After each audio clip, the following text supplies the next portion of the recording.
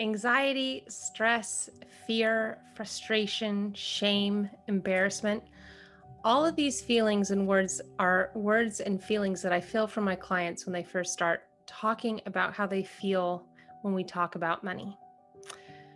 Hi, my name is Amber Duggar, founder of Profit for Keeps. And during today's Profit for Joy TV episode, we're going to be talking about how to manage and navigate the emotional roller coaster of money. So, first of all, thank you for being here. I am so honored to be on this journey with you. I am so honored for you to be coming back and listening to these videos and to taking action and sharing your experiences and writing to me.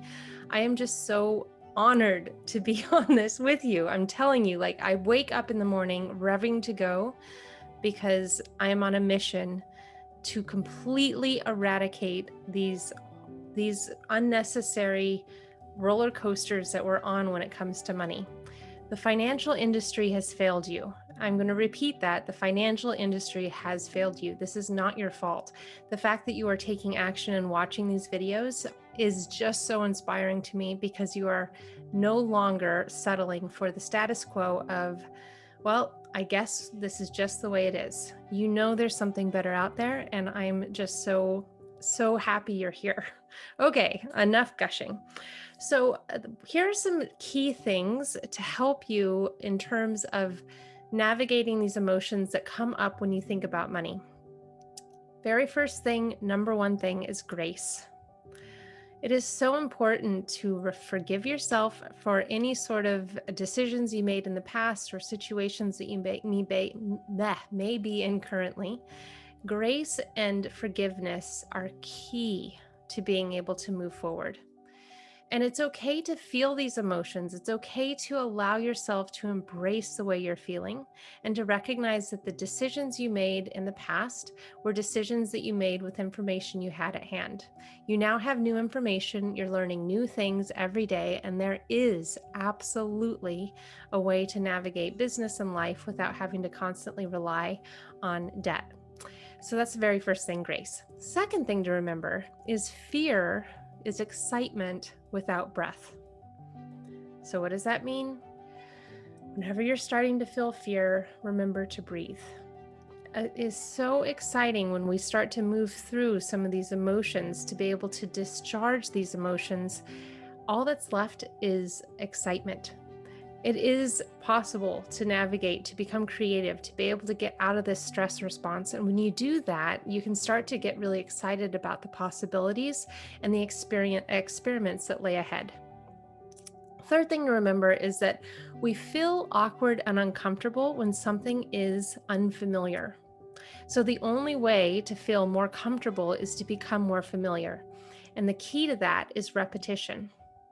So whether you're hearing this for the first time or the 10th time, know that it becomes less awkward the more comfortable you become with understanding because it becomes more familiar.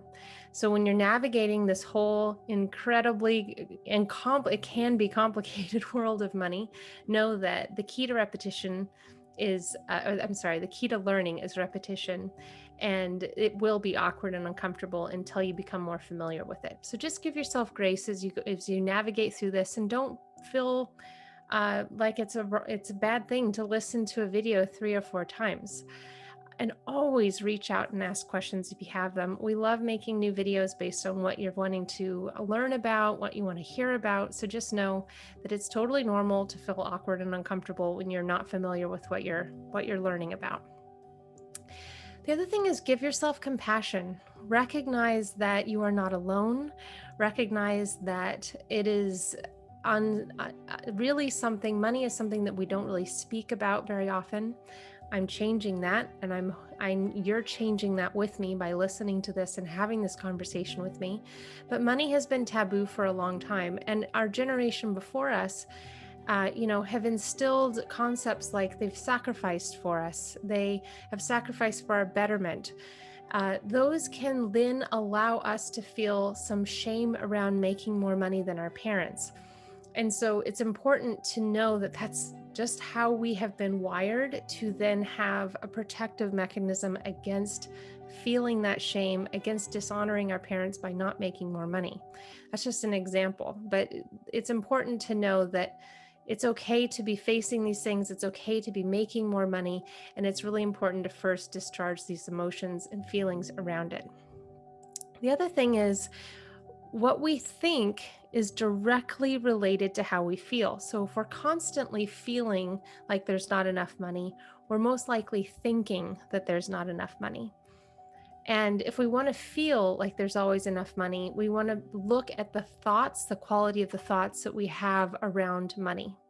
So a really simple exercise about this is when you next feel negative about money, to stop yourself for a moment without judgment and ask yourself what you're thinking. Write it down. Then ask yourself what you want to feel, and then write down a thought that supports that feeling. It's a very simple yet powerful exercise that can help you start to feel more empowered, to feel more abundant, to feel more gratitude. Now, one of my absolute favorite resources on healing money stories is Margaret Lynch's book, Tapping into Wealth. You'd think that I would own stock in this company. I talk about it so much, but it is something that I think is incredibly helpful to go through some of the exercises and to become more clear and aware of what the emotional blocks you currently hold around money.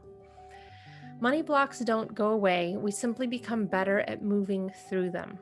So just know that they don't go away. I still have money blocks. Denise Duffield Thomas still has money blocks. Even, people like big business tycoons have money blocks. That's okay. That's part of the being human. It's part of the process. And it's just, we get better at recognizing that it's a block and moving through it. So here's what I want you to do. What is one thing that you can do for yourself to get more clarity around money? Now, if you don't know where to start, I would love to have you join our Sweet Life Purposeful Money community. They are an incredible group of business owners that are looking to empower themselves with the clarity around money, and know that by delegating this financial responsibility, they are disempowering themselves and want to reverse that. So does that mean get rid of your bookkeeper? Absolutely not. But your bookkeeper and accountant, they look backwards at what has already happened. You as a visionary want to empower yourself with learning how to look forward and be able to be quite intentional and purposeful with the cash that is coming into your business. And that's what we focus on in the community itself. If you haven't already, please like, subscribe, comment on the video. It helps us tremendously. We thank you so much for doing that. And until next time, this is Amber, founder of Profit for Keeps. Much love to you. Whoops.